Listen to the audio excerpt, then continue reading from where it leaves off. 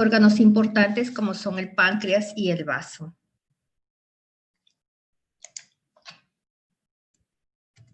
Bien, entonces, según el sílabus, bueno, para hablar de páncreas se tiene que mencionar los métodos de estudio, la ecografía, la tomografía, la resonancia, semiología radiológica del páncreas, creo que están uniéndose más, bueno, la patología congénita, patología pancreatitis aguda y crónica.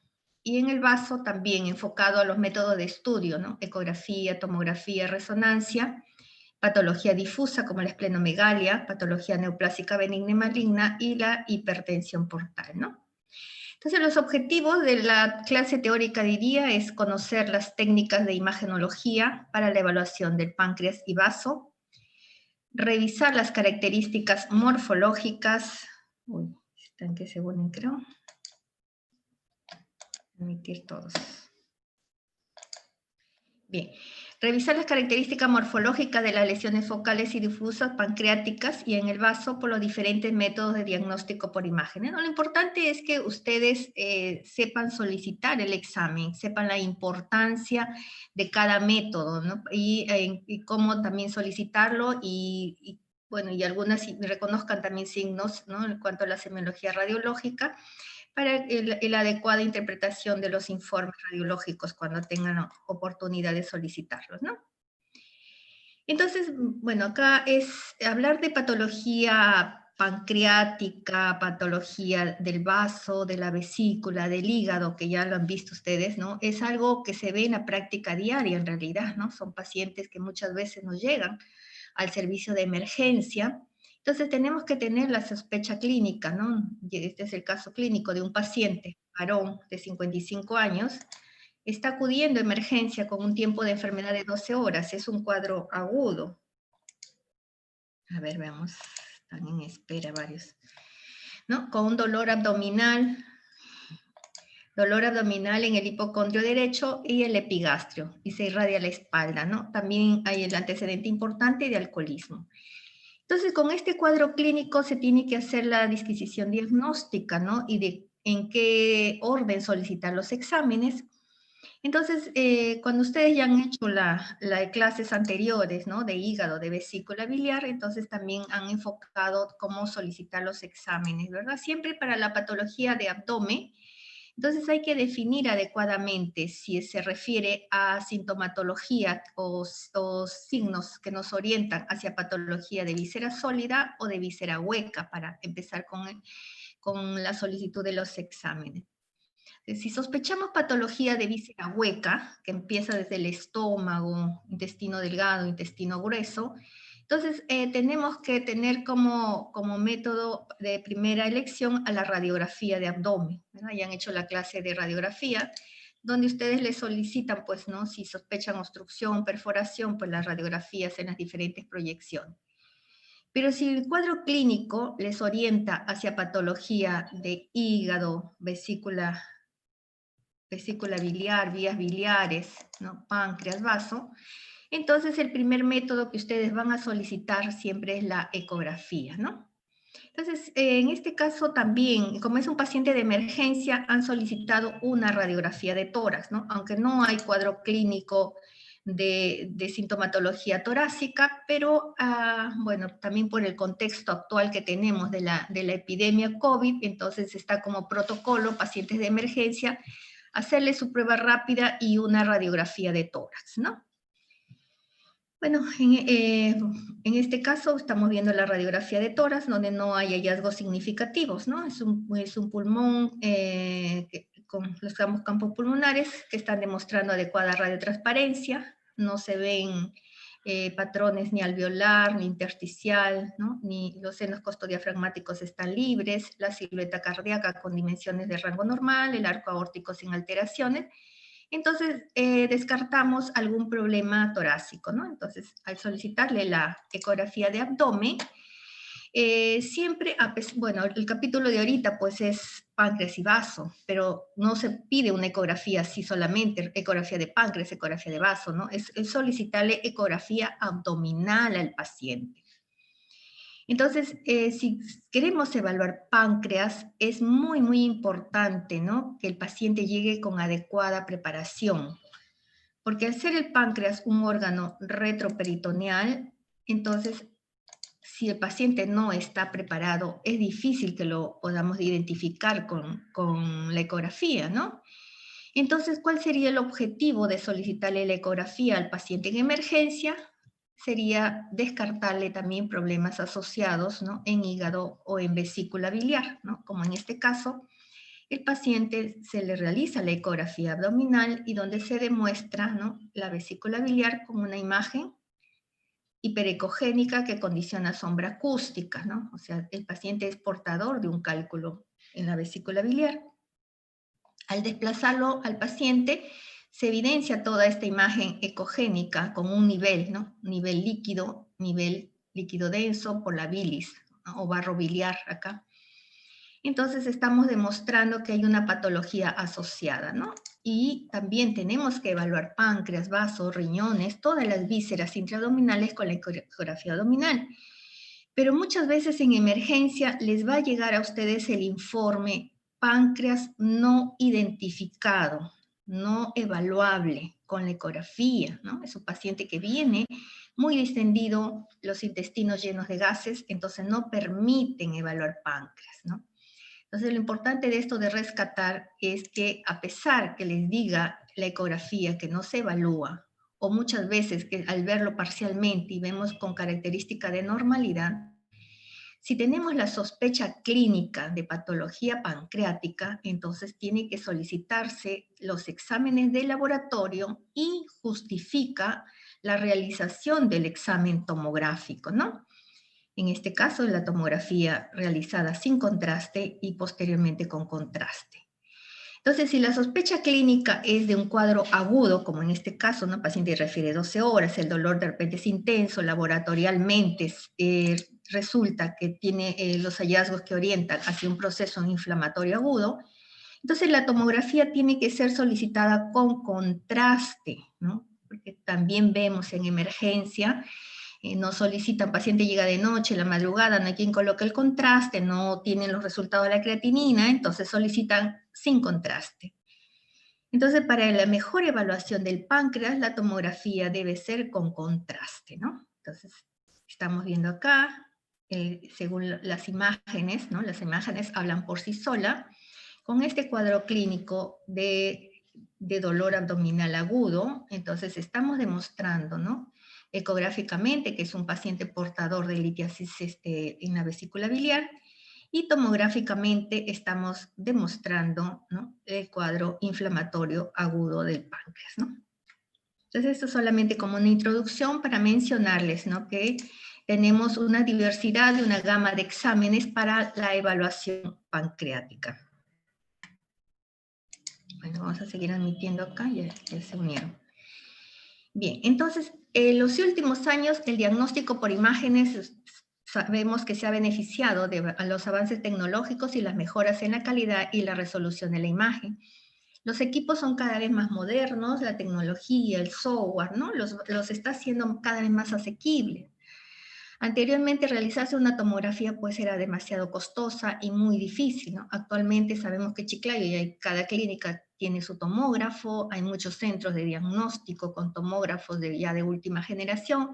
Los hospitales del Ministerio de Salud también tienen tomógrafos, ¿no?, de los de mayor corte, están allí, Hospital Las Mercedes, Hospital Regional, igual Salud también tiene, ¿no?, dispone de los tomógrafos ya de últimas generaciones.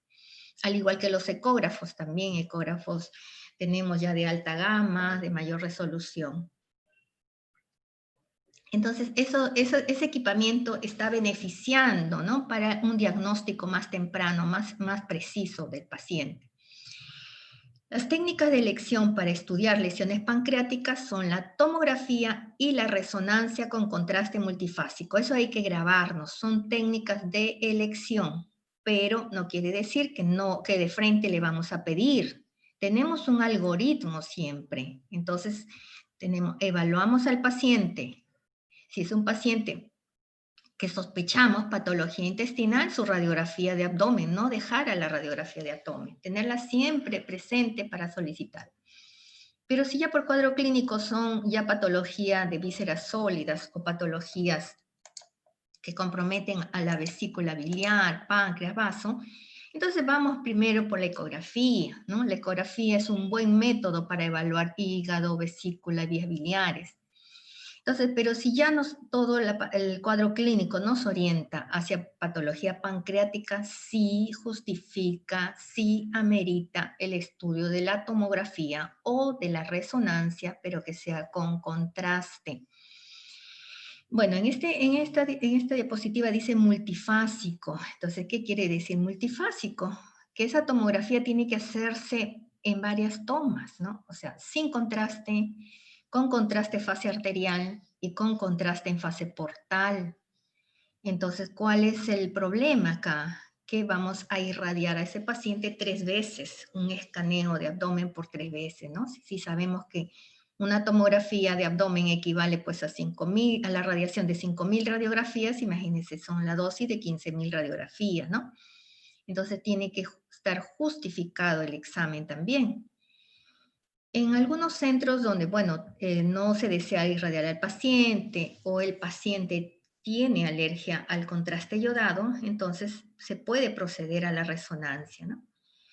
En nuestro medio sabemos pues que la resonancia tiene mayor costo, pocos centros tienen equipos de resonancia, es un examen de larga duración. Si el paciente no tolera pues el estar ahí acostado, está en mal estado, pues hay que sedar al paciente. Si es un paciente pediátrico también requiere sedación porque no debe moverse, ¿no? Entonces, cada método tiene sus riesgos, tiene sus beneficios, tiene sus indicaciones. Tenemos que evaluarlo pues de acuerdo al riesgo-beneficio, ¿no? Ver qué métodos se ajusta más a la patología de nuestro paciente, ¿no? Entonces, dice la ecografía también puede aportar datos útiles, en especial en las lesiones y neoplasias quísticas y en los pseudoneurismas desarrollados como complicaciones de una pancreatitis, ¿no? Entonces, en ecografía también nosotros tenemos algunos tips, ¿no? Algunos truquitos para poder ver al páncreas, ¿no? A pesar que nos llegan lleno de gases, bueno, le decimos al paciente que tome sus antiflatulentos, si es que está en estado de tomarlos, ¿no? Y bueno, y aparte le damos agua. El agua es nos sirve de ventana acústica. Entonces el paciente llega en ayunas, totalmente en ayunas, sus antiflatulentos, llenamos estómago con agua y a través de ese estómago tratamos de ver al páncreas, ¿no? Lo que se pueda. Tratamos de sacar el mayor provecho de esta técnica, ¿no? La ecografía, que va a ser la primera técnica que vamos a emplear o tener en mente ante diversos cuadros clínicos abdominales y es con frecuencia la primera exploración en la que se detecta patología pancreática, ¿no? Entonces, vamos siempre con un algoritmo de uso de los métodos de diagnóstico. Entonces, la ecografía es una técnica no invasiva de gran utilidad para el estudio del páncreas, aunque presenta algunas limitaciones derivadas fundamentalmente de la interposición de gas abdominal. La tomografía computada es la técnica de elección actualmente para el estudio del páncreas, independientemente de sea el paciente obeso o esté lleno de gases, ¿no? De contenido gaseoso. Bueno, algo para mencionar de anatomía. Sabemos que, bueno, el páncreas es un órgano que está de situación retroperitoneal, ¿no? Que se encuentra en el espacio pararrenal anterior. Está compuesto por la cabeza, ¿no? El cuerpo uncinado acá, el cuerpo, la cola, ¿no? Bueno, ¿qué más? Las medidas. Tiene una longitud pues, de 15 centímetros aproximadamente. La cabeza no debe pasar los 3 centímetros, cuerpo y cola los 2 centímetros, ¿no? Entonces es importantísimo para nosotros las medidas, porque solo un aumento en estas medidas ya nos hacen sospechar algún problema en el páncreas, ¿no? Entonces siempre el que le gustaría hacer la especialidad de radiología, bueno, tiene que gustarle bastante la anatomía y tener conocimiento de las medidas normales, porque siempre en los informes aparte de la descripción morfológica, siempre registramos las medidas, ¿no? Y siempre concluimos si es que están dentro del rango normal o están incrementadas o están disminuidas. Entonces esto sería una representación para ubicarnos, ¿no?, en un corte axial que nos va a ayudar bastante cuando tenemos la imagen tomográfica o la imagen de la resonancia, ¿no? Esto, bueno, es anatomía ecográfica, donde estamos visualizando, ¿no? Usamos para esto un transductor convexo con una frecuencia baja, generalmente pues va de los 2 hasta los 5 MHz. La amplitud tiene que ser amplia, ¿no? Además de eso, bueno, acá el paciente está muy bien preparado, no hay interposición de gases, entonces nos permiten evaluarlo adecuadamente. Ubicamos, ¿no?, a nivel de la convergencia de las arterias hepática y esplénica. Decimos el signo de la gaviota, el ala de la gaviota, cuando está abiertita, esa imagen anecogénica, miramos hacia arriba y vemos, ahí está el páncreas, ¿no? Es el páncreas. A medida que va pasando la edad, se va haciendo más ecogénico, lo vamos viendo más blanco por la infiltración grasa que va teniendo con la edad. Entonces nosotros tenemos que ubicarlo y tenemos que identificar cuál es la cabeza, cuál es el cuerpo, cuál es la cola, y tomamos la medida con un diámetro anteroposterior, ¿no? Medimos anteroposterior de cabeza, anteroposterior de cuerpo y anteroposterior de cola, sabiendo las consideraciones anatómicas de dimensiones, y también describimos la ecogenicidad, que debe ser homogénea, la misma ecogenicidad en todo el páncreas. Normalmente no visualizamos al Wirsung, ¿no? El Wirsung es el conducto que estaría acá en el centro. Entonces, si lo vemos, vemos una línea anecogénica que cruza totalmente el páncreas, entonces decimos Wirsung prominente, ¿no? Entonces, esto sería un páncreas normal ecográficamente. Acá está la imagen, corte transversal en epigastrio, acá hay mucho gas, se interpone, entonces el gas es mal conductor. Un paciente muy distendido, con abundante gas, tanto en estómago como en intestino, no nos va a permitir evaluarlo ecográficamente, ¿no? Se recomienda, dice, angular 45 grados hacia el hipocondrio izquierdo. Son técnicas que usamos para poder ubicarlo al páncreas, ¿no? Asimismo, dice, con la pancreática utilizando ventana de vaso. Tratamos de entrar por el hipocondrio izquierdo, este es el vaso, y a través del vaso, que sirva como ventana acústica para poder identificar la cola pancreática, ¿no? Entonces, son cortes también ecográficos, la imagen del páncreas, ¿no? A medida que va pasando la edad, el páncreas también se va atrofiando, lo vamos viendo más pequeño y más ecogénico, tiende más hacia la ecogenicidad. Entonces, es importante conocer las variantes anatómicas que hay, ¿no? Las diferencias entre si es un niño, es un adulto o es un anciano.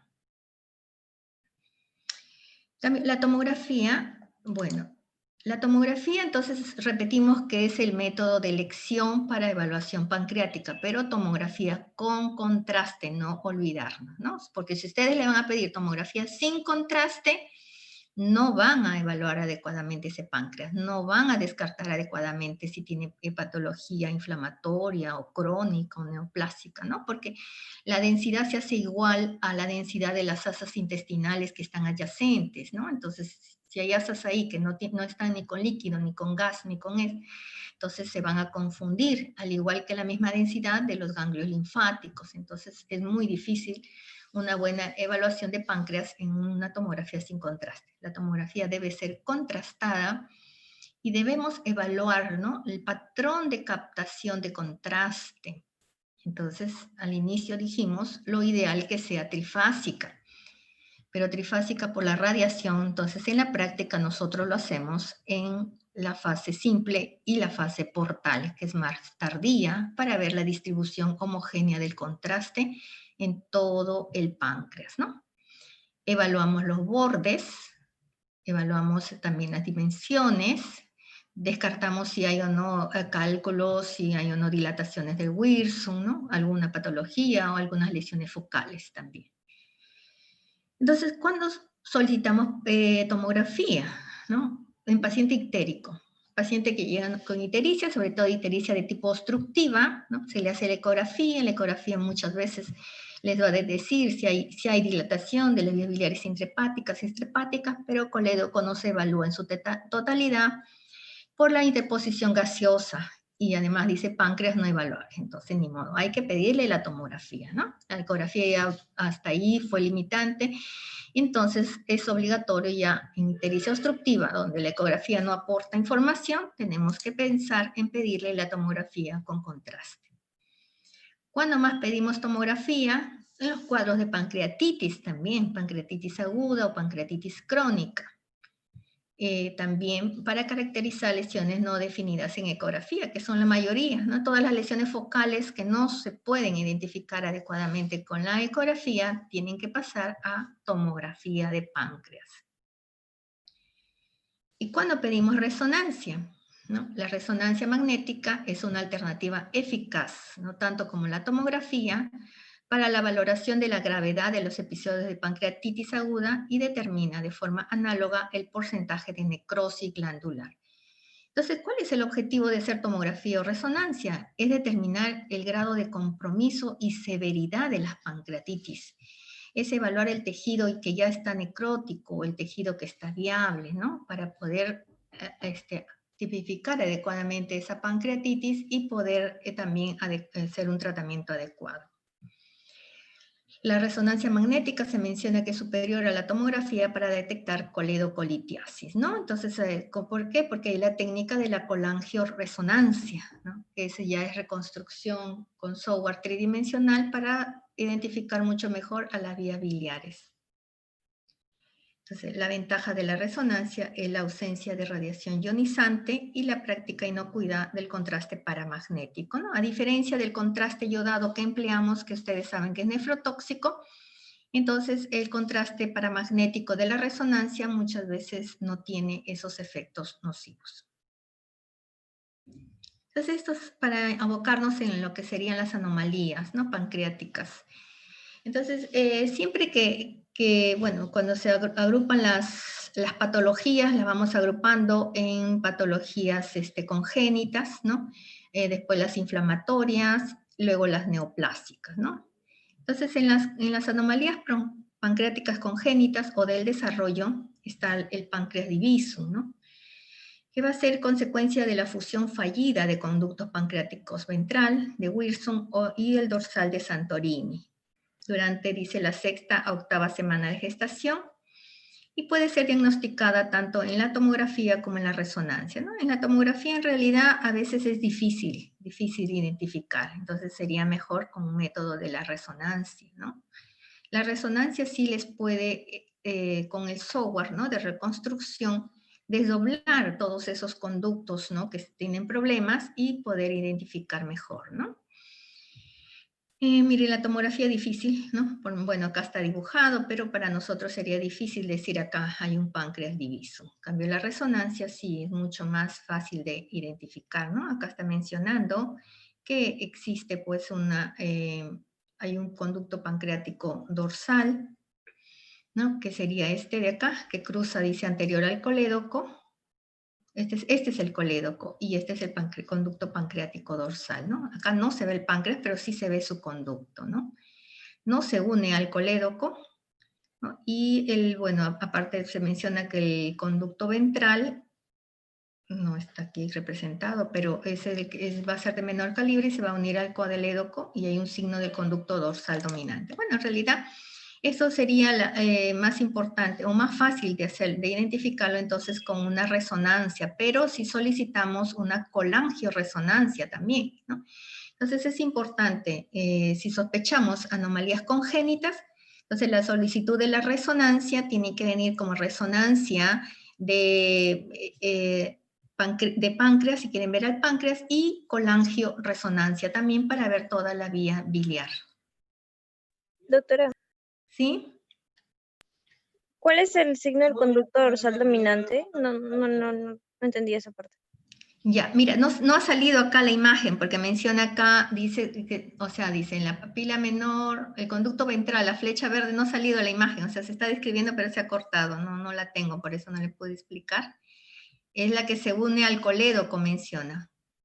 O sea, ¿qué pasa cuando en el páncreas divisum? Es como que tiene dos conductos, dice el páncreas, ¿no es cierto? El conducto de Wilson y el de Santorini. Entonces acá este conducto sería el conducto ventral, ¿dónde está? El conducto pancreático dorsal, ¿no es cierto? ¿El dorsal cuál es? Este es el de Santorini. El de Santorini está, dice, por fuera, no se une al colédoco. Es como que tiene otro conducto. Entonces acá tenemos el otro conducto, sería el ventral, que va a ser de menor calibre, y ese sí se une al colédoco. Entonces hay dos conductos, uno que no se une al colédoco y el otro que se une al colédoco, ¿no? Eso, aquí no ha faltado la otra imagen en esta. O sea, acá lo está representando, pero en realidad en la tomografía es bien difícil de identificar. Vemos dos conductos, o sea, este sería la cabeza de páncreas, y acá estamos viendo dos conductos, ¿no? Entonces dice, el conducto 1 no se une al páncreas, mire, va directo hacia donde, este es el duodeno, hacia el duodeno, y hay otro conducto que viene acá, que sí se une al páncreas, y por eso dice, este es el conducto dorsal dominante. Bueno, un poco difícil de entender en realidad porque hay que dibujarle mejor las imágenes, ¿no? Pero esa es la idea, que hay dos conductos ahí, donde normalmente vemos uno que se une al colédoco, acá hay dos, uno dorsal y uno ventral.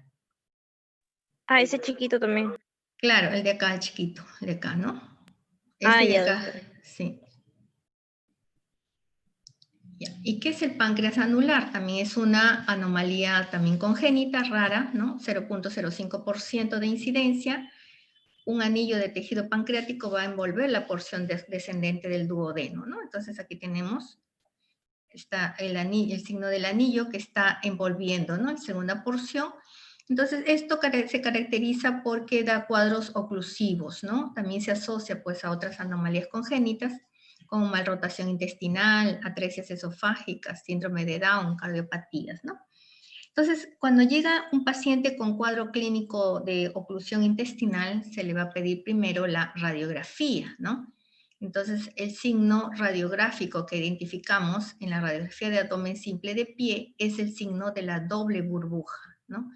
Ocasionada por el estómago distendido con nivel y el duodeno también con un nivel, ¿no? Entonces sería este el signo de doble burbuja, está asociado a páncreas anular. Entonces aquí sí justifica realizarle la tomografía con contraste. Pero si es un niño, se recomienda la resonancia también, ¿no? Porque acá vamos a irradiar a ese niño también. Signo de la doble burbuja. Bueno, ¿y qué es el páncreas ectópico? También es un tejido pancreático que se forma fuera, ¿no? Fuera del páncreas. Hay tejido que se va hacia el duodeno, hacia el estómago, hacia el yeyuno proximal. También son casos raros, ¿no? 0.6% a 13.7%. Entonces, bueno, ecográficamente no lo vamos a poder identificar. El estudio también se hace con tomografía, con contraste, ¿no? Generalmente pasa desapercibido hasta que el paciente hace, pues, cuadros de pancreatitis crónica, ¿no? ¿Y cómo lo vamos a identificar? Porque ya muchas veces ese tejido pancreático lo vemos ya inflamado o lo vemos también con degeneraciones quísticas, ¿no? Donde es tejido pancreático ya se van formando quistes también, formaciones quísticas, hipodensas, con captaciones periféricas por el proceso inflamatorio asociado, ¿no? También se asocia con engrosamiento, dice, de mucosa duodenal, porque es por adyacente, ¿no? Estamos viendo también, aquí sería, ¿no? Tejido tejido ectópico, también el duodeno, la mucosa duodenal que está adyacente también se va engrosando, esta sería, ¿no? La mucosa duodenal se va engrosando, va teniendo también componente inflamatorio. Y es frecuente entonces la distrofia quística, más lo reconocemos por eso, por esas imágenes, esas imágenes como una masa multiquística, ¿no? Ese es el tejido ectópico de páncreas que ya se ha degenerado, ¿no? Una distrofia quística. Bueno, esta es de su clase, lo he tomado porque está explicado muy bien. La agenesia y hipoplasia pancreática también son raros en realidad, no los vemos con frecuencia, ¿no? Los encontramos más en la literatura. Sabemos que agenesia es incompatible con la vida, ¿no? El paciente no puede llegar a más edad. Generalmente lo vemos en los neonatos, ¿no?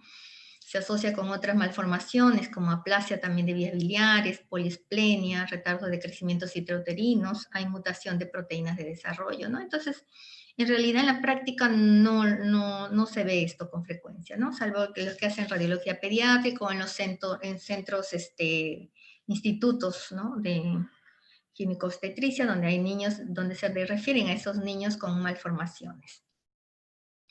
¿Y qué es la hipoplasia? Que dice que, bueno, la hipoplasia cuando no hay un adecuado desarrollo, ¿no? Hay ausencia del anclaje ventral o dorsal durante el periodo, pues, de organogénesis.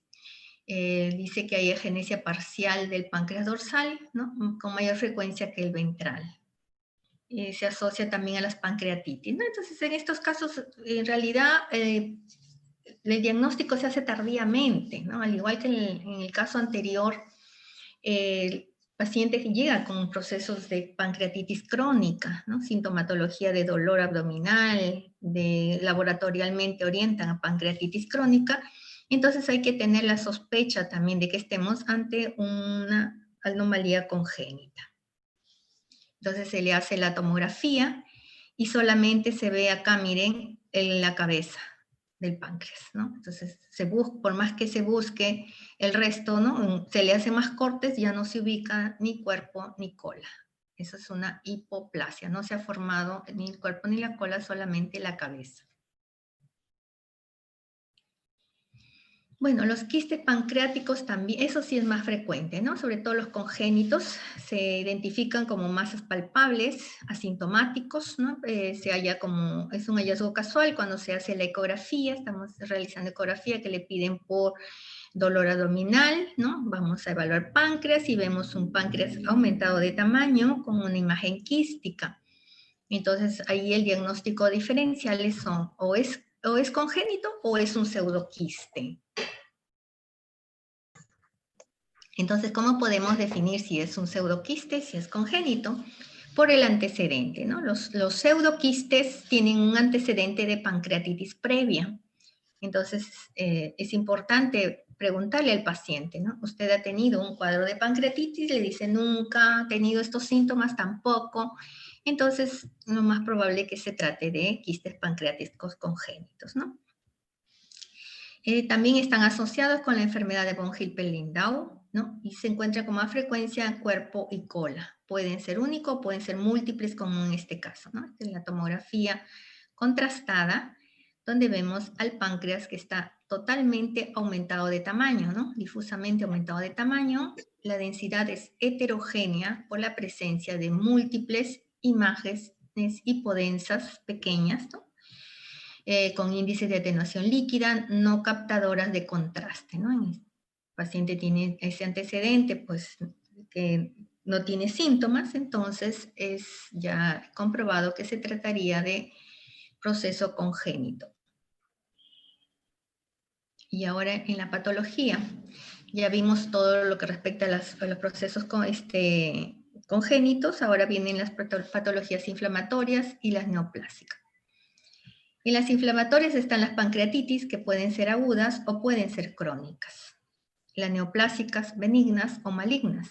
En las benignas tenemos las lesiones quísticas y en las malignas el carcinoma pancreático.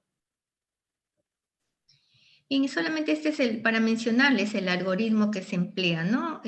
Donde ante la sospecha de pancreatitis aguda, el cuadro clínico es lo más importante junto con el laboratorio, ¿verdad? La elevación de la amilasa, la lipasa. Entonces ya tienen ustedes un cuadro clínico laboratorial de pancreatitis.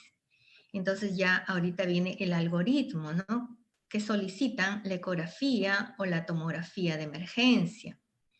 Entonces dice, si el paciente, si no tienen a la disponibilidad el tomógrafo, empiecen con la ecografía. La ecografía también les va a descartar, por lo menos si el paciente tiene asociado litiasis vesicular o tiene asociado problema hepático, ¿no? La ecografía les ayuda mucho. Y hasta que preparen al paciente también, porque si van a hacerle la tomografía con contraste, tienen que ver que su perfil renal esté adecuado, que esos riñones funcionen, para que no ocasionen más daño con el contraste iodado, ¿verdad? Porque la tomografía tiene que ser con contraste.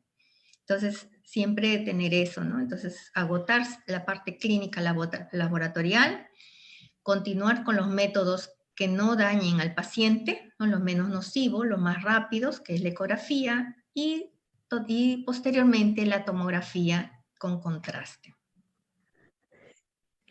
Entonces, la pancreatitis aguda puede ser leve, puede ser moderada, puede ser severa. Entonces, aquí lo importante es que la tomografía les va a dar el diagnóstico y aparte les va a dar el grado de severidad, ¿no? Que tiene la pancreatitis, ¿no?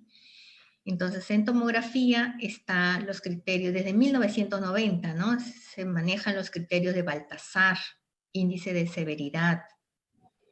Entonces, es de acuerdo, pues a nosotros cuando concluimos en el diagnóstico, en el informe de la tomografía, vamos colocando, ¿no?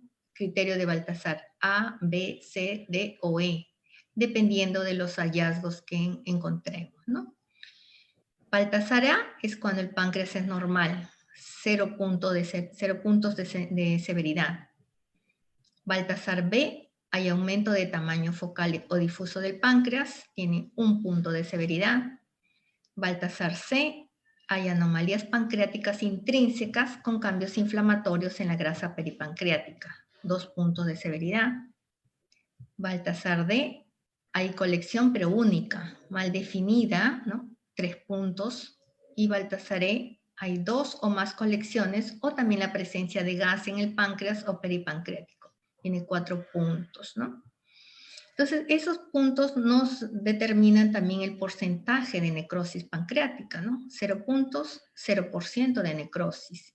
2 puntos, menor del 30%, 4 puntos de 30 a 50% y 6 puntos la probabilidad de mayor del 50%, ¿no? Entonces, esto también, acá está, ¿no? Los grados de severidad, entonces, y se concluye con el score de necrosis, ¿no? De 0 hasta 6. Entonces, 0 a 3 es bajo grado de severidad, 4 a 6 medio y 7 a 10 alto. Entonces, por eso es importante la tomografía, ¿no? En el paciente, y la tomografía con contraste para poder determinar el grado de severidad, ¿no? Entonces, la conclusión siempre tiene que ir con los criterios de Baltasar y con el índice de severidad. Entonces, miren, una ecografía. La ecografía también puede determinar más o menos que haya compromiso inflamatorio, ¿no? Encontramos un páncreas aumentado de tamaño, ¿no? Tomamos las medidas. ¿Qué más vemos en esta imagen? Que la ecogenicidad está heterogénea. Hay áreas que son hipoecogénicas, ¿no? Y también evaluamos los bordes. Bordes irregulares, mal definidos. Como repito, para ver qué cosa.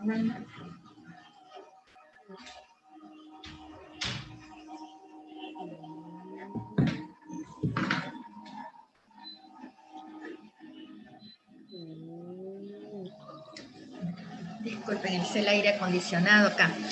Entonces, el páncreas se ve aumentado de tamaño, la ecogenicidad heterogénea, hay áreas más hipocogénicas que nos estarían demostrando que hay ahí un compromiso inflamatorio.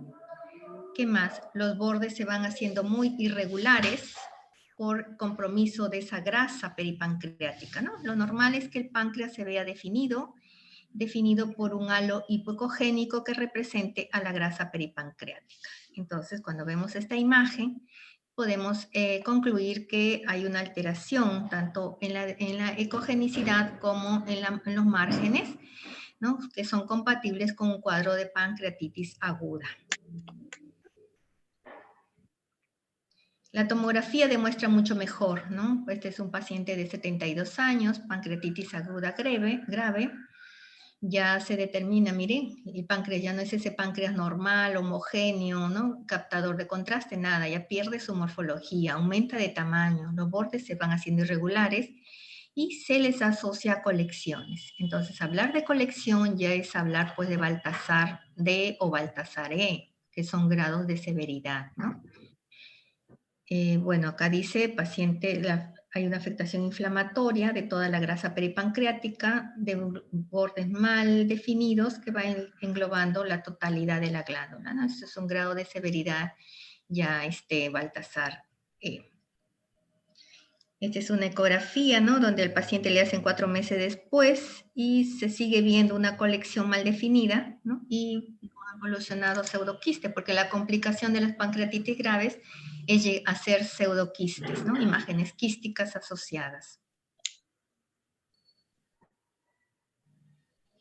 Este es otro, miren, la ecografía, una paciente de 85 años, tiene antecedente de pancreatitis, se le realiza el examen ecográfico y en la zona pancreática se ve esta imagen casi anecogénica, ¿no? Está generando refuerzo acústico. Entonces, si lo vemos que está proyectada sobre páncreas, ¿no? En este caso, pues parece que está sobre la cabeza pancreática. Entonces planteamos la posibilidad de un pseudoquiste, ¿no? Por el antecedente que ha tenido de pancreatitis la paciente. Se le hace el estudio tomográfico contrastado donde se demuestra, ¿no? Se demuestra la imagen quística, ¿no? A veces esos pseudoquistes se complican también, ¿no? No se ven lo totalmente hipodenso quístico, sino a veces tienen un contenido líquido denso también, ¿no? Entonces es importante también evaluar ese el contenido con las unidades Hanfield que tomamos con la tomografía. Este es otro, miren, 66 años, antecedente, un episodio de pancreatitis aguda grave, y también evolucionó a pseudoquistes, ¿no? Pseudoquistes. Miren, entonces esta es la ecografía. Entonces es difícil decir un pseudoquiste por el contenido aparentemente denso, ecogénico. Bien, ahora hablamos de las neoplasias pancreáticas. Bueno, acá tenemos las benignas, que eran las neoplasias quísticas, y las malignas, que están los adenocarcinomas.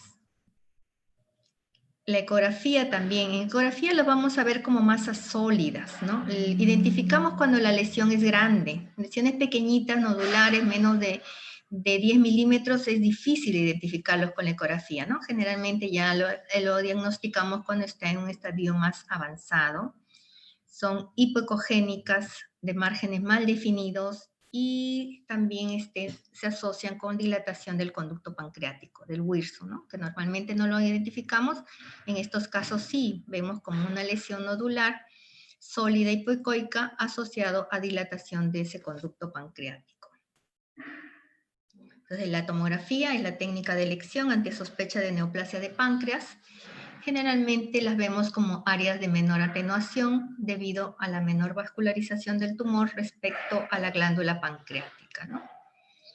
A veces también dice es importante o es difícil diferenciar si es una masa, ¿no? O de un proceso inflamatorio. Eso sí es importante. Entonces el contraste para poder decir estamos ante una neoplasia o un compromiso inflamatorio. Bueno, cuando hay mucha duda diagnóstica ya justificaría pues el estudio de resonancia magnética, ¿no? Si no podemos con certeza decir inflamación o neoplasia, entonces la resonancia sí, con las diferentes secuencias que tiene, ¿no? T1, T2, supresión grasa, nos ayudaría a identificar mejor la probabilidad, ¿no? O de inflamatorio o de neoplásico. Entonces, esta es la ecografía de abdomen, ¿no? La región de epigastrio, y vemos esta lesión sólida hipoecogénica, ¿no? Miren, es grande, mide 67 por 40 milímetros, está comprometiendo el cuerpo pancreático. Entonces ya no vemos la imagen típica de páncreas, sino vemos reemplazado todo el cuerpo por esta masa. Entonces, ¿qué más dice? La masa engloba a la arteria esplénica, ¿no? Esta sería la zona de la arteria. En realidad, ver a la arteria sería hacerle Doppler. Aquí no se le ha puesto Doppler. Lo ideal es el Doppler para poder definir mejor qué es una estructura vascular. De la tomografía sí demuestra mucho mejor la lesión. La lesión sólida está comprometiendo cuerpo, gran extensión del cuerpo pancreático, ¿no? Es contrastada y vemos la captación heterogénea del contraste. Este es otro caso, también un paciente con un adenocarcinoma, dice, del cuerpo pancreático, que está infiltrando el tronco celíaco, ¿no? Miren, se le hace primero la ecografía. Como vemos en la ecografía, vemos esta masa, esta lesión hipoecogénica, ¿no? Este sería el páncreas, sería la cola, la cabeza sale del cuerpo, pero más tiene crecimiento exofítico, sale hacia afuera, ¿no? Entonces tomamos las dimensiones, vemos las características, sólida y hipoecogénica, entonces la sospecha ya es de una neoplasia maligna. La tomografía nos demuestra con más certeza que se trata de una lesión sólida, ¿no? Este es sin contraste, tenemos que verla en la simple y en la fase contrastada. Un adenocarcinoma en la cabeza pancreática, ¿no? Paciente varón de 78 años, y vemos acá la gran dilatación del colédoco, ¿no? Entonces eso es importante evaluar, no solamente al páncreas, sino también evaluar toda la vía biliar, intra y extrahepática. Porque si hay neoplasias pancreáticas, la mayoría se asocia con dilatación, ¿no? Hacen compresión extrínseca del colédoco y lo dilata. Entonces vemos esos colédocos súper dilatados, hacemos seguimiento y dentro del colédoco no encontramos cálculos. Entonces hay la sospecha clínica de una neoplasia, ¿no? Una neoplasia extraluminal que está condicionando obstrucción. Entonces miramos hacia la región del duodeno y miramos hacia páncreas. Entonces esta sería acá la lesión, ¿no? Que está condicionando la dilatación. Entonces esta lesión corresponde a la cabeza pancreática. En la tomografía se demuestra mucho mejor acá la lesión hipodensa, ¿no? En la cabeza pancreática está infiltrando en la arteria y sabemos que ¿no es cierto? Dice el signo de la gaviota, ¿no? Quien está por abajo del páncreas están las arterias mesentéricas, el tronco celíaco, también está la arteria hepática y la arteria esplénica. Entonces va a infiltrar, ¿no? Esa neoplasia pancreática a las estructuras vasculares que están adyacentes también. Bueno, las neoplasias quísticas están el cistoadenoma seroso, neoplasias mucinosas quísticas. Generalmente pues son pacientes ya mayores, ¿no? No tienen potencial maligno, diámetros promedios de 5 centímetros, los contornos son lisos. Hay también los quistes. Cuando hablamos de cistoadenoma, cisto es quiste, ¿no? Adenoma seroso. Entonces, en la ecografía los identificamos como lesiones anecoicas de paredes finas y contenido líquido homogéneo. Se le hace la tomografía demuestra, ¿no? Que tienen realce, dice, de componente. Cuando son mixtas, realce componente sólido, ¿no? Pero si son totalmente líquidas, no va a haber esa captación. Entonces son hipodensas, índice de atenuación líquida, no captadoras cuando son quistes simples, pero si hay componente sólido o mixto, entonces sí habría captación de ese componente sólido. Las mucinosas quísticas, dice, se presenta entre el paciente de 40 a 60 años, tiene la potencialidad de malignizar, de localización preferente, cuerpo, cola pancreática, ¿no? Y son de gran tamaño, un promedio de 10 centímetros de tamaño, ¿no? Entonces acá tenemos también adenomas microquísticos. Hay variantes macro y microquísticos, ¿no? Entonces, generalmente los microquísticos se encuentra pues como hallazgos casuales, los incidentalomas que llamamos, ¿no? Se hace la ecografía de la paciente y vemos la imagen allí, ¿no? Adyacente pues en este caso acá la cola pancreática, estamos viendo esta imagen multiloculada, ¿no? Son varios quistes agrupados con paredes acá finas, que está adyacente a cola pancreática, ¿no? Entonces no tiene calcificaciones asociadas y justifica el estudio de tomografía, pero en este caso le han hecho una resonancia, ¿no? Esta es una resonancia con secuencia en T2. En T2 el líquido brilla, por eso lo vamos a ver hiperintenso, ¿no? Al igual que la vesícula biliar, hiperintenso. Entonces, con la resonancia es mucho más fácil de identificar ese componente líquido y decir con más certeza se trata de un adenoma, ¿no? Adenoma quístico. Otra paciente, miren, difícil acá decir porque se ve como una lesión sólida, o sea, este adenoma ya no tiene componente líquido puro, sino también hay componente sólido, ¿no? Entonces, es difícil decir esto adenoma o neoplasia maligna, ¿no? Por ecografía, es muy difícil. Entonces, sí tenemos que hacerle la tomografía, ¿no? Se identifica como una lesión sólida, hipodensa, ¿no?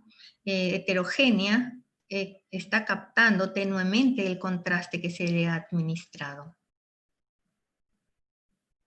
Bueno, entonces, ¿por qué se le hace las trifásicas cuando es problema neoplásico? Porque en trifásica evaluamos cómo es el patrón de captación, ya sea en fases arteriales, en fase portal, ¿no? Entonces, decimos que las lesiones benignas, generalmente en la fase tardía, que hacemos en tardía, tiene el efecto washout. Washout es lavado, ¿no? Y se hacen tan isodensas como en el resto del parénquima. Entonces, si en el inicio, si tenemos esta lesión, hacemos la sin contraste, determinamos la densidad de Hanfield, por decir que tenga unas 30, pasamos a la fase arterial y vemos cómo capta en la fase arterial, pasa a 45, y posteriormente en la fase tardía vemos que se hace tan isodensa como el resto del parénquima, ¿no? del órgano, ya sea páncreas, sea vaso, sea hígado, en la trifásica. Entonces nos orienta a que son lesiones de tipo benignas, ¿no? Entonces por eso es importante las tomografías trifásicas. Bueno, ahora pasamos a hablar algo de vaso. Bueno, el vaso también lo estudiamos, empezamos el estudio del vaso con ecografía, ¿no? El vaso es un órgano intraperitoneal, localizado en el hipocondrio izquierdo, tiene una morfología lenticular, es de bordes lisos, ¿no? Y a veces también se asocian vasos accesorios, entonces es importante tenerlos presentes, porque a veces hacemos la ecografía y cuando nunca hemos visto o pensamos, sospechamos que puede haber vasos accesorios, informamos como nódulos periesplénicos, ¿no? Entonces hay que reconocerlos, tienen la misma ecogenicidad que el vaso, entonces en este caso es vaso único. Pero si viéramos una imagen, ¿no? Que se puede ubicar a nivel del ilio, o otro vaso más pequeño, entonces tendríamos que colocar eso, ¿no? Como una imagen, a descartar un vaso accesorio. Entonces, ¿cómo demostramos la presencia de vasos accesorios? Bien sea por tomografía o también puede ser por gammagrafía, ¿no? La gammagrafía hepatoesplénica. Entonces, si no queremos irradiar mucho al paciente, porque, bueno, la tomografía con contraste solamente para demostrar vaso accesorio, entonces podemos pedir gammagrafía hepatoesplénica, ¿no? Donde se coloca material de contraste, que es sulfuro coloidal unido al tecnecio, y se inyecta al paciente, ¿no? Si la imagen que habíamos visto por ecografía capta el material radiactivo tan igual como el vaso, entonces estamos demostrando que es vaso accesorio, ¿no? Bueno, las medidas del vaso, sabemos pues que tiene un diámetro que no debe pasar, un diámetro longitudinal que no debe pasar los 13 centímetros, ¿no? Hasta 12 centímetros aceptamos normal, más de 13 hablamos de esplenomegalia. Entonces, bueno, la ecografía generalmente determinamos una dimensión, pero lo ideal es que demos volúmenes, ¿no? Volumen. Para determinar volumen tenemos que dar 3 medidas: diámetro longitudinal, un diámetro transverso y un diámetro antero-posterior, ¿no? Entonces multiplicamos las 3 medidas por 0.5 y nos sale el volumen aproximado. Bueno, la tomografía de vaso, ¿cuándo pedimos tomografía? Cuando actualmente está dentro del protocolo de traumatismo abdominal, ¿no? Hacer una tomografía de abdomen también es ver todos los órganos, ¿no? Entonces, un paciente politraumatizado, primero se le pide la ecografía para ver líquido libre y también si nos identifica lesión de alguna víscera sólida. Entonces, si la ecografía manifiesta líquido libre periesplénico y el vaso de bordes irregulares o ecogenicidad heterogénea, entonces es importante la solicitud de la tomografía, ¿no? La tomografía, y también el vaso debe ser evaluado con contraste, ¿no? para poder caracterizarlo mejor. Entonces, el vaso tiene una característica que cuando está en fase arterial da una especie de moteado, ¿no? A veces también cuando no hay experiencia se dice, es un vaso patológico, ¿no?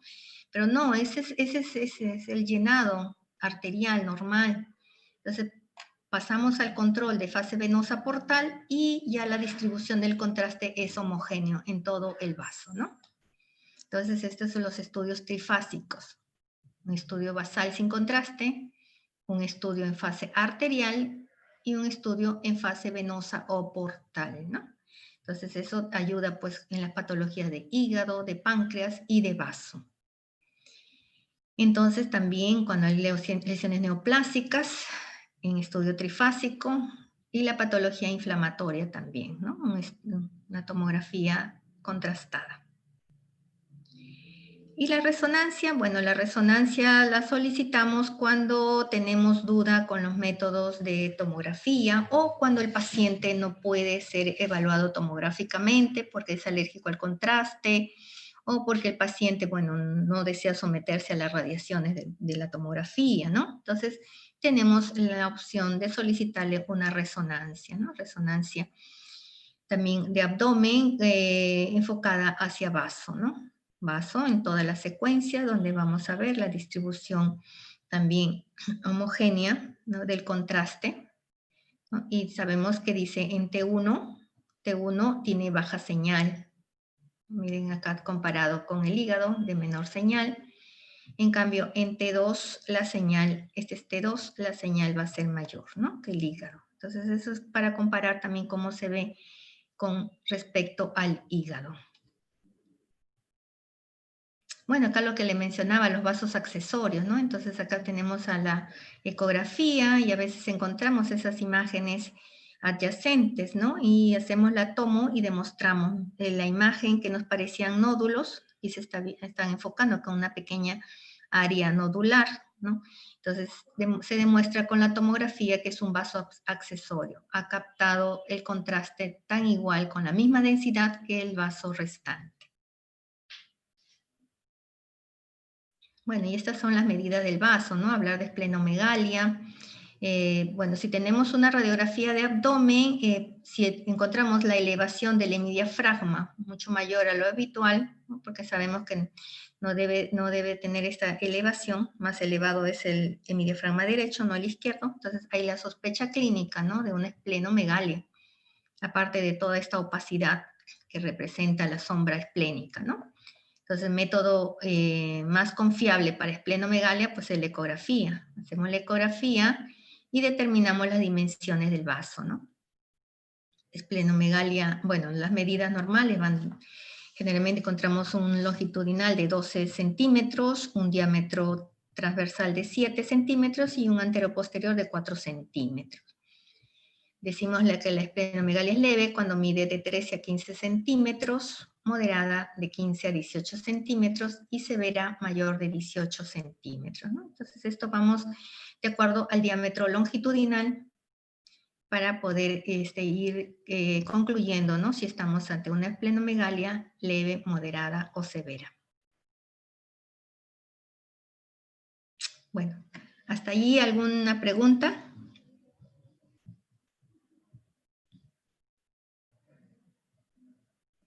¿Están ahí? Doctora, disculpe, con respecto al vaso accesorio, Ya. ¿se considera una variante anatómica o algo patológico? No, ya eso es algo congénito, no es patológico. No es patológico, son hallazgos incidentales que tenemos a veces, sino que les menciono que hay que tenerlo en cuenta porque a veces se diagnostican como nódulos o masas, ¿no? Y son vasos accesorios. Entonces, a veces está también el caso de la poliesplenia, ¿no? Que encontramos varios vasos, pero se asocia a los situs inversos. Entonces, hemos visto, ¿no? Hacemos la evaluación de ecografía y donde debe ir hígado vemos una imagen de vaso y lleno de otras imágenes ahí adyacentes. Y hacemos en el hipocondrio izquierdo y ya está el hígado, está la vesícula. Entonces, hay que sospechar que es una poliesplenia, ¿no?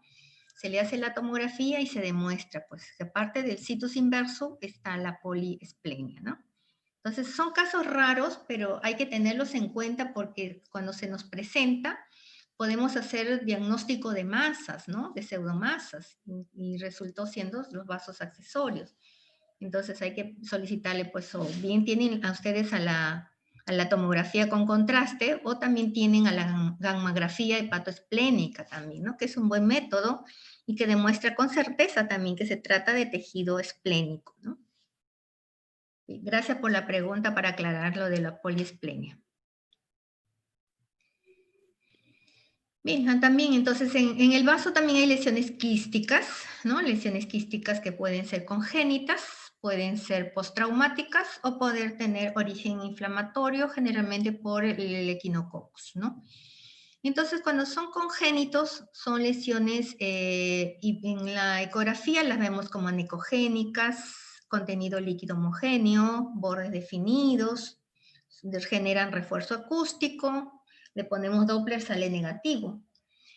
Entonces, muchas veces, pues, cuando se informan lesiones focales, sean quistes, nódulos, masas, entonces muchas veces el médico tratante y sobre todo el paciente, ¿no? Exige su tomografía para demostrarle que se trate, pues, de un quiste y no de un tumor, como ellos dicen.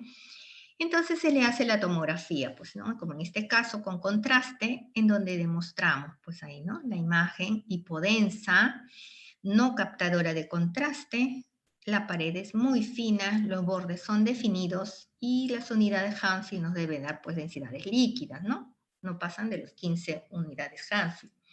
Entonces demostramos ahí con certeza que es un quiste simple, ¿no? O quiste también muchas veces congénito.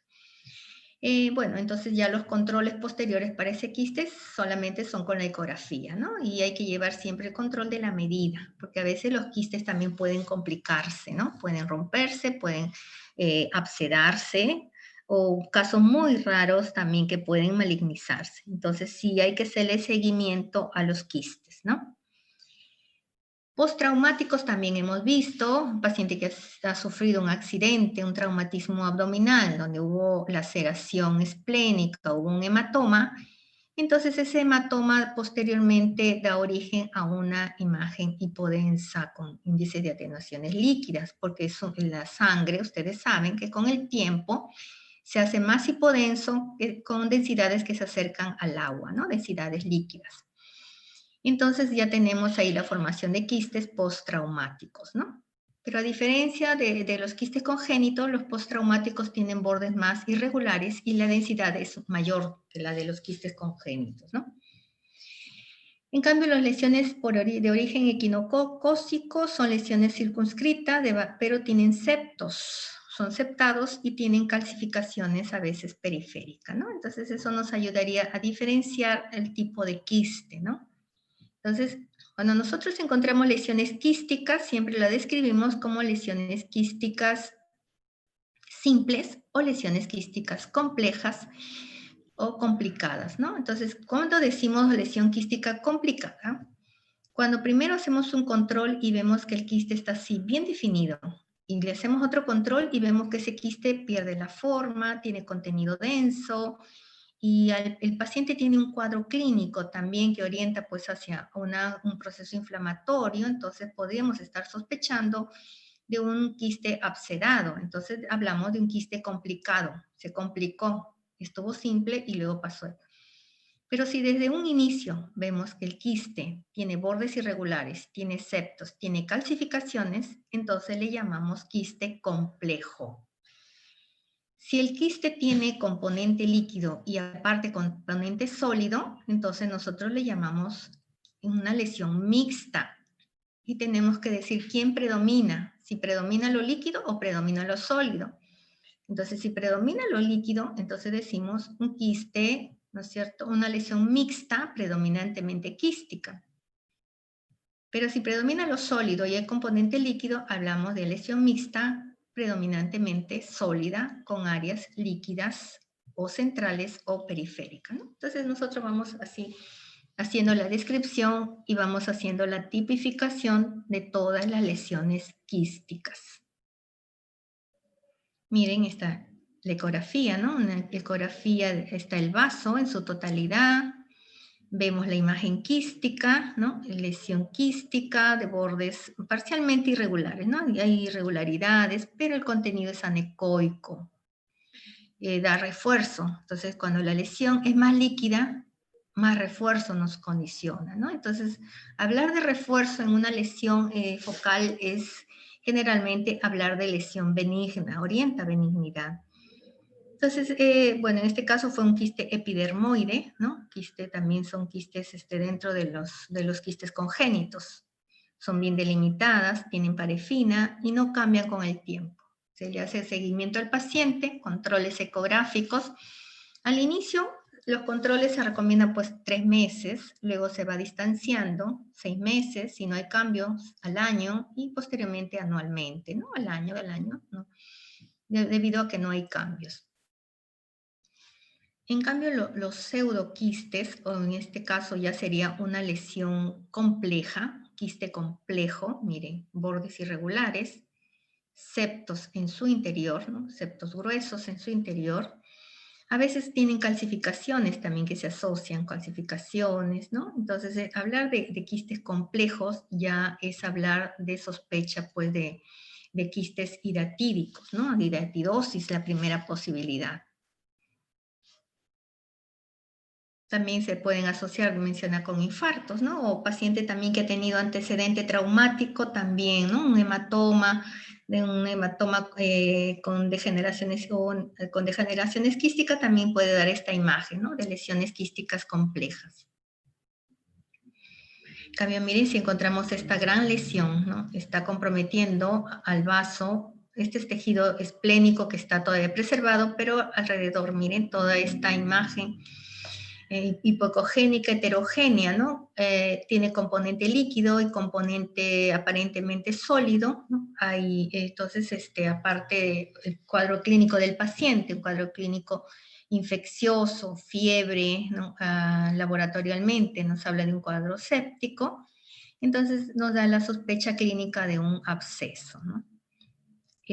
La tomografía lo demuestra con más precisión, ¿no? Hacemos la tomografía contrastada y encontramos a esa colección. Medimos las unidades Hanfield, que son unidades Hanfield altos, ¿no? Por el contenido que tiene, pues, ¿no? De detritus, células, ¿no? Todo el componente de pus, de inflamación. Y también vemos, bueno, que son zonas no captadoras en su interior, pero sí captan periféricamente, ¿no? Entonces, ahí con más certeza la tomografía nos ayuda a identificar y cuantificar los abscesos, ¿no? Bueno, esto sería ya una masa quística compleja, ¿no? Que está comprometiendo a todo el vaso, lo expande también, ¿no? Entonces tiene múltiples, hay quistes, acá hay una masa quística, otra masa quística, septos en su interior, ¿no? Los quistes hijos que también se menciona. También hay que tener la sospecha clínica de hidatidosis, quiste hidatídico, ¿no? Se puede encontrar en hígado, se puede encontrar en pulmón y también en el vaso. Entonces, el microorganismo más frecuente, Echinococcus granuloso, ¿no? La tomografía también nos puede ayudar, la resonancia, perdón, nos ayuda para determinar también la formación quística, ¿no? Esta es la secuencia T2 y el quiste se ve como hiperintenso. Bueno, ahora las lesiones focales benignas, de mayor frecuencia son los hemangiomas. Entonces, los hemangiomas, nosotros cuando hacemos la ecografía vemos lesiones hiperecogénicas, de bordes definidos. Entonces, tenemos que tener la sospecha de un hemangioma, ¿no? Hacemos el estudio Doppler, nos demuestra la vascularización, ¿no? En esa lesión, entonces tenemos esa sospecha clínica. Pero generalmente, pues, esos pacientes, para tener la certeza, pasan a una tomografía, ¿no? La tomografía también se recomienda que sea trifásica, tomografía trifásica con contraste. En la fase simple los vamos a ver a los hemangiomas como lesiones hipodensas. En la fase arterial, la captación se va haciendo desde fuera hacia adentro Y en la fase portal ya se hace isodenso con el resto del parénquima, ¿no? Entonces nos demuestra con certeza también que estaríamos ante un hemangioma. Otro estudio también que ayuda es la resonancia, ¿no? La resonancia magnética, donde demuestra también, pues, las lesiones, ¿no? En este caso se ha encontrado, hay hemangiomas también que puede estar en hígado y también en vaso, en ambos órganos, ¿no? Otro método también que ayuda en hemangiomas es el estudio de gammagrafía. Se llama estudio gammagráfico de glóbulos rojos marcados. Entonces, ¿en qué consiste ese estudio? En que se le administra un fármaco unido con el tecnecio al paciente y in vivo ese fármaco con radiofármaco, porque va con el tecnecio, se fija en los glóbulos rojos. Entonces, esos glóbulos rojos van y se impregnan hacia la lesión. Como son hemangiomas, son vascularizados, entonces se van a ver como lesiones hipercaptantes en el estudio gammagráfico. Entonces también se demuestra con certeza que son hemangiomas, ¿no? Tienen componente vascular. Bueno, y en las lesiones primarias pueden haber también primarias y también secundarias en el vaso, ¿no? Entonces, si vemos el vaso con lesiones hipodensas, ¿no? No captadoras de contraste en la tomografía, entonces nos está haciendo sospechar de lesiones focales, ¿no? Entonces hay que bueno, ver el cuadro clínico del paciente, ¿no? Porque si encontramos una lesión focal única, bueno, sospechamos de lesiones primarias. Pero si encontramos lesiones múltiples, ¿no? Varias lesiones hipodensas que están ocupando en la totalidad del vaso, entonces también hay que hacer diagnósticos diferenciales con lesiones metastásicas.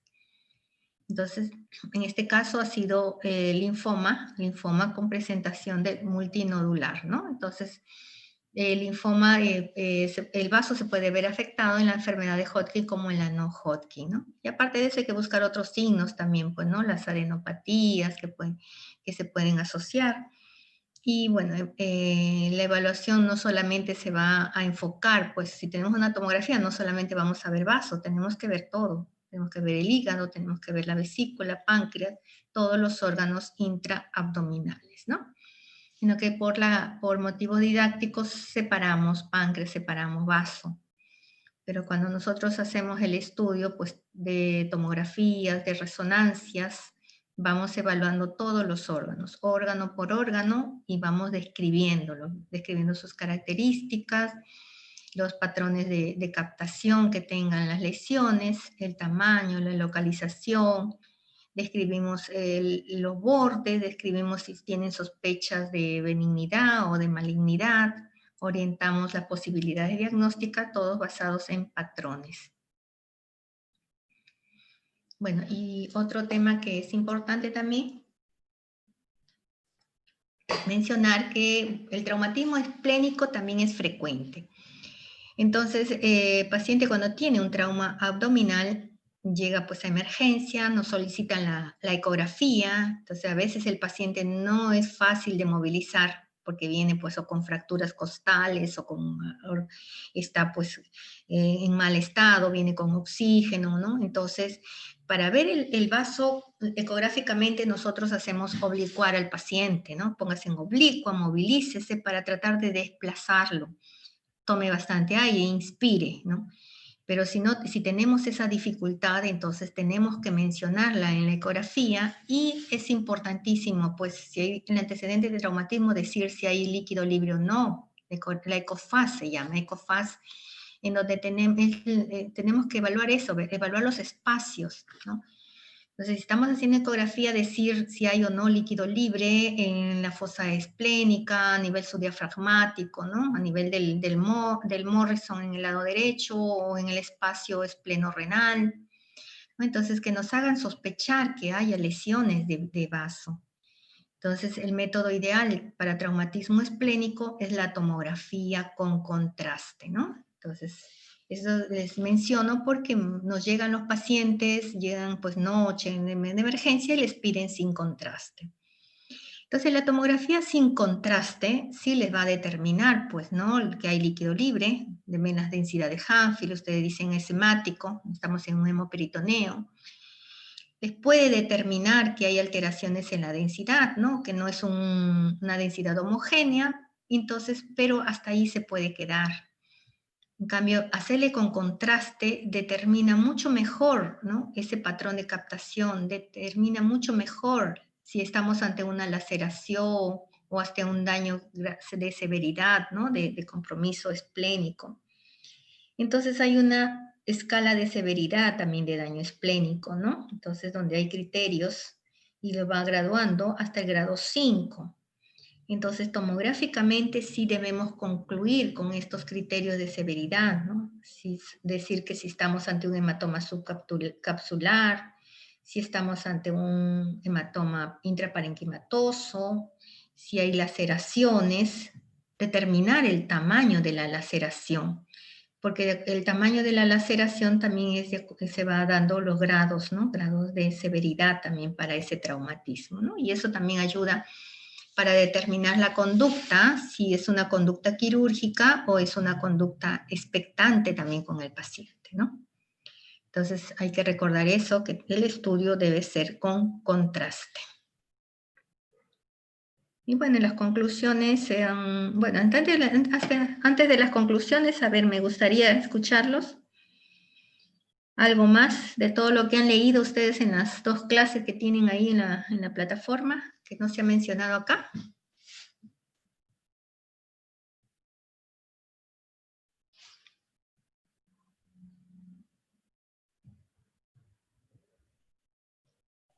¿Ha estado todo claro o desean alguna aclaración? ¿Tienen alguna duda?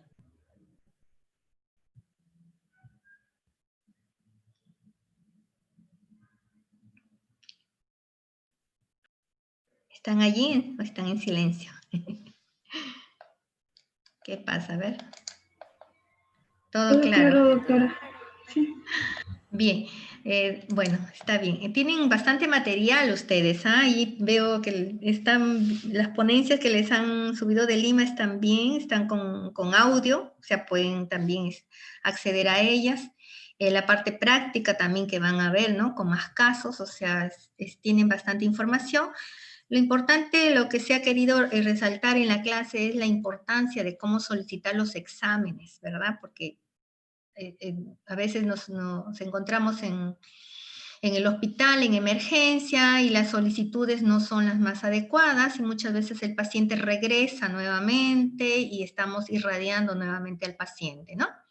Entonces es importante eso, recalcar. Para páncreas y vaso, la tomografía debe ser con contraste, ¿verdad? Tomografía contrastada. Empezamos siempre la evaluación con la ecografía. Saber que la ecografía tiene limitación para evaluar páncreas cuando el paciente está con un contenido gaseoso, cuando el paciente ha comido, no vamos a evaluarlo adecuadamente, ¿no? Y bueno, el cuadro clínico del paciente es muy importante para poder tener la presunción diagnóstica, ¿no? Y solicitar adecuadamente los métodos de diagnóstico por imágenes, ¿no? Entonces, la gran mayoría de las lesiones pancreáticas son detectables por ecografía si se emplea una técnica meticulosa y adecuada, paciente bien preparado. La tomografía y la resonancia son generalmente superiores en la capacidad diagnóstica de las lesiones pancreáticas y en especial para valorar la extensión de las lesiones neoplásicas y el grado de pancreatitis. La ecografía puede aportar datos útiles, especialmente en las lesiones quísticas neoplásicas y no neoplásicas, y la resonancia es una técnica de diagnóstico por imagen útil en la valoración de la pancreatitis aguda, permite cuantificación de áreas de necrosis y determina la extensión de las colecciones fluidas, ¿no? Entonces tenemos a la resonancia, que es muy buen método, pero el problema, pues la limitante, que la resonancia pues no es tan fácil de acceso, ¿no? Tienes que tener un centro con un resonador, es un examen que demora 1 hora, el paciente debe estar en condiciones de no moverse, el paciente muchas veces de emergencia pues no está en condiciones de hacerse pues una resonancia en forma adecuada. Entonces tenemos a la tomografía también como un excelente método, ¿no? Bueno, y hasta ahí es la clase de hoy día. Doctora, disculpe, ¿puede pasar sus diapositivas al delegado?